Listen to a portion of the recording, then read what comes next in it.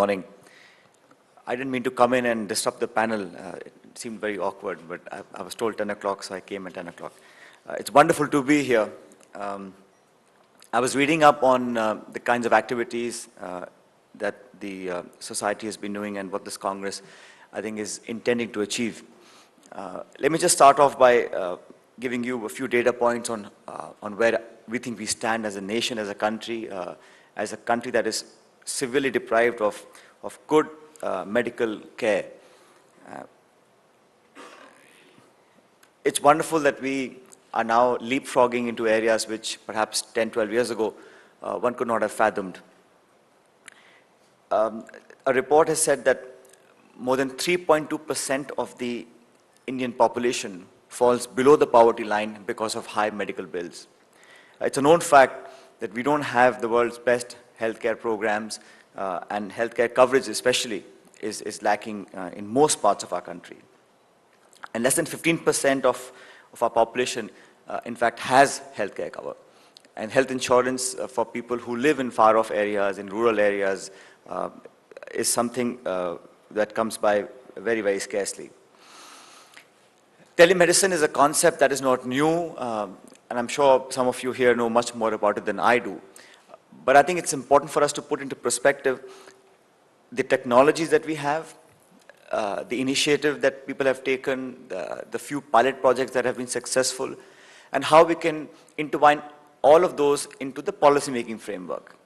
Now, for that to happen, we need a few core components. It's very easy, I think, to have technology. Technology is never a problem.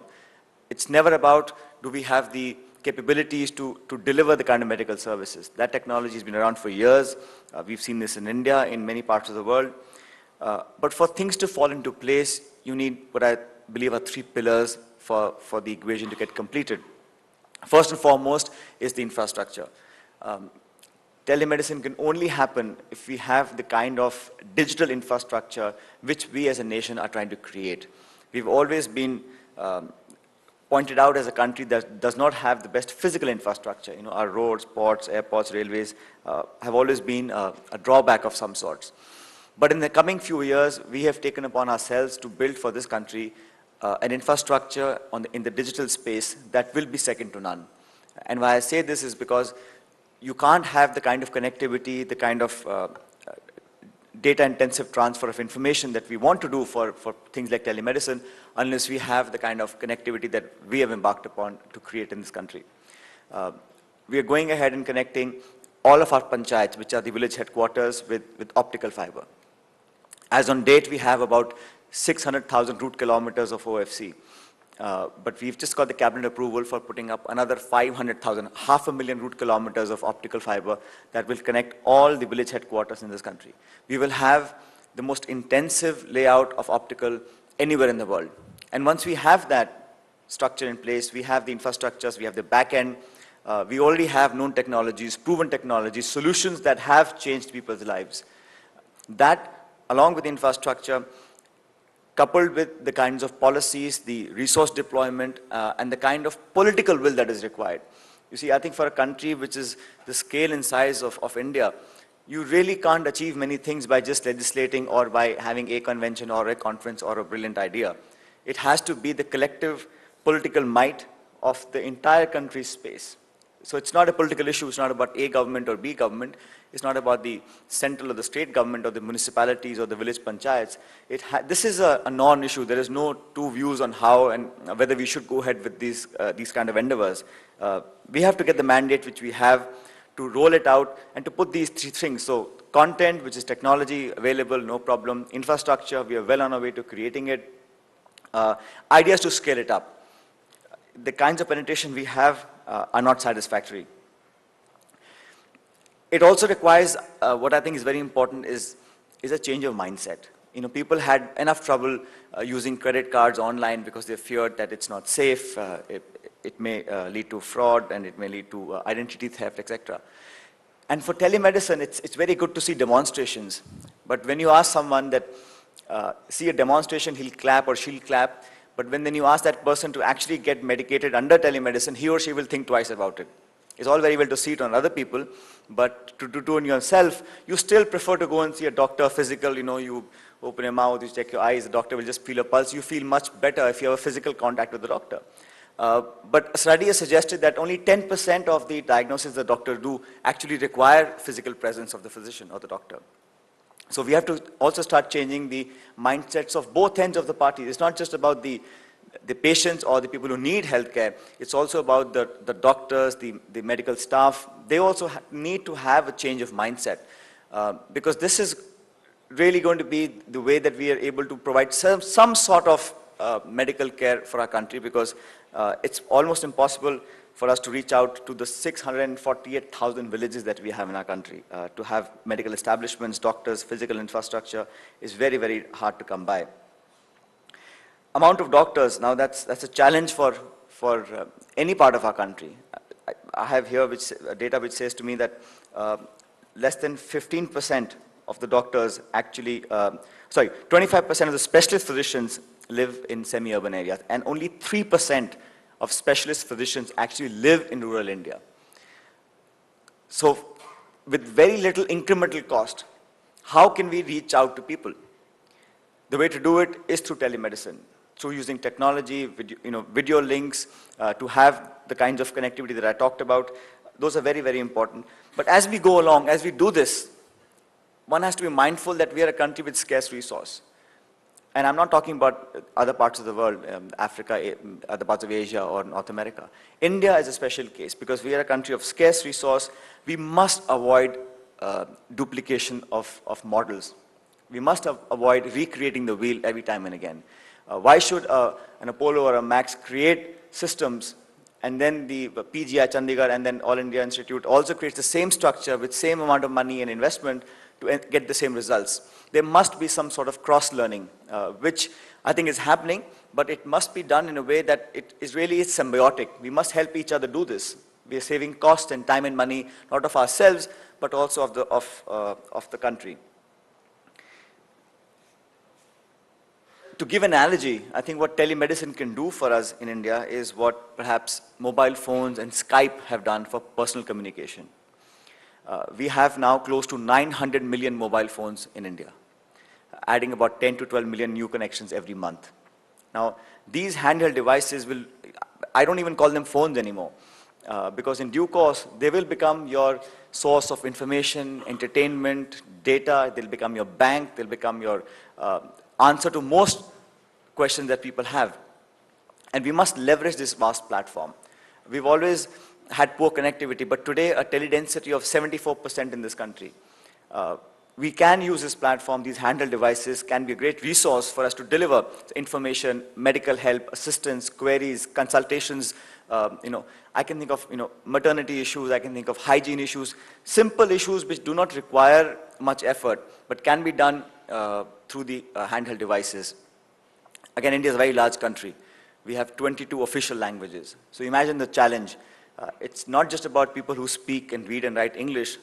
Those are the ones perhaps with the most access to medical help and medical care. It's the ones who are speaking in local language. For them, we need to create content that is cost-effective, easy to use, and most importantly, they can relate to. It's not fair for us to impose our English-dominant internet and electronic delivery onto people who don't understand English or read English. And that's where I think it's important when you make policies, when you make projects which are as large as these, we must be mindful of the local sensitivities. Why should some individual living in Odisha be told to use telemedicine when he or she will not understand a word of what the doctor is saying or what the medication prescription is or the diagnosis is? So I don't think it's a challenge, it's also an opportunity. We have so many IT companies. Why must we not use this opportunity to create software, to create platforms and programs that are going to help the local people? So local demand can be satisfied with domestic IT companies which will create solutions in local language so that the content is more relevant to people who live in these far-flung areas. When I say all this, I don't want anyone to get the impression that telemedicine is the answer for all our solutions, that we will not require any sort of other intervention in the healthcare, in the medicals field. But it can certainly be a large component and we have to fire from all cylinders. We have to think of all the possible solutions that we can give to make sure that India's record in medical health improves. You know, it's dismal today that in India we spend about 1% of our GDP on healthcare, 1%. But I'm happy to report that now the government is ramping that up to 2.5% of GDP. We're a country of almost $2 trillion. And 1% of GDP on healthcare for 1.2 billion people is not justifiable. Therefore, now the intent of the government is to raise that spend of GDP from 1% to 2.5%. I think meetings like these, conventions and events like these go a long way in showcasing some of the best practices.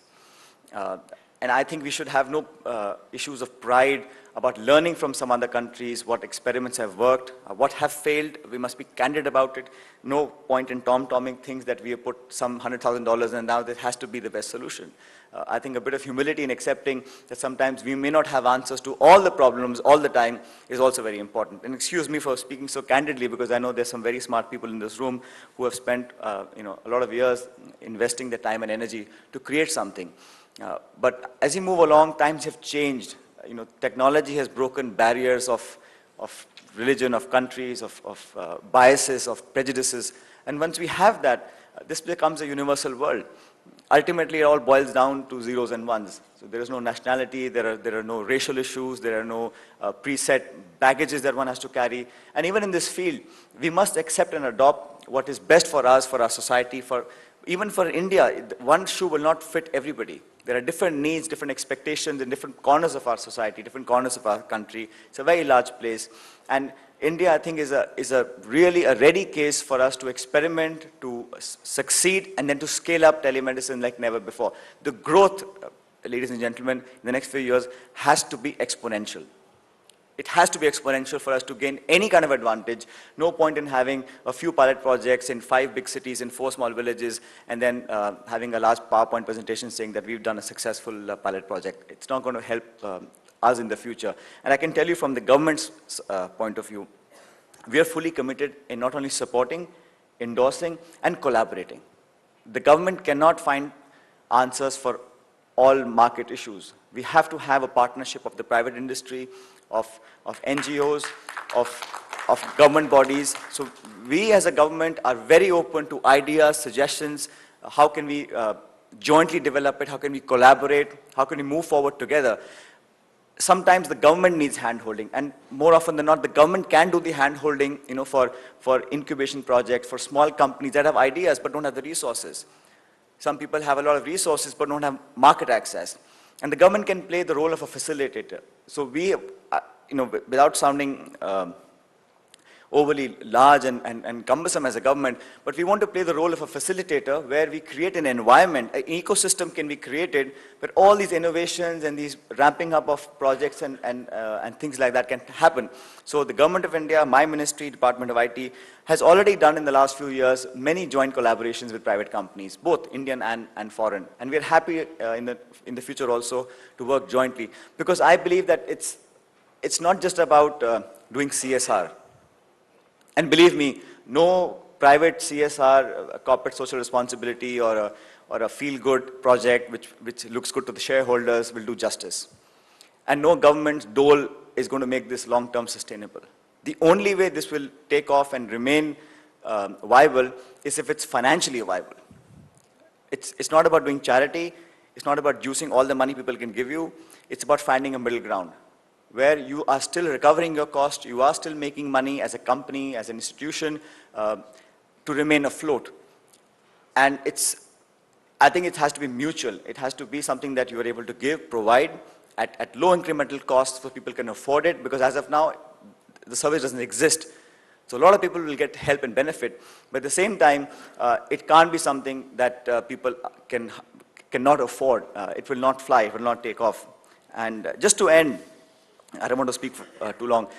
I was at another conference some time ago, and one gentleman from the United States was saying to me, without the mic obviously, he was saying to me in my ear, he says, Mr. Pilot, at least in the US he was saying, he says, health is cheap, but healthcare is expensive.